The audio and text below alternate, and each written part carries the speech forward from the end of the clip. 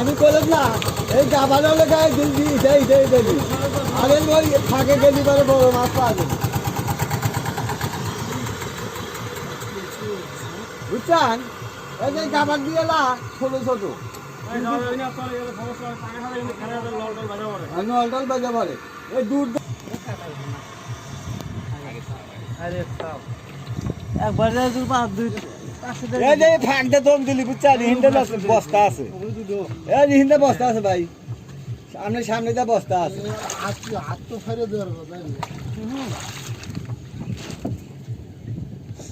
মাছ দেওয়া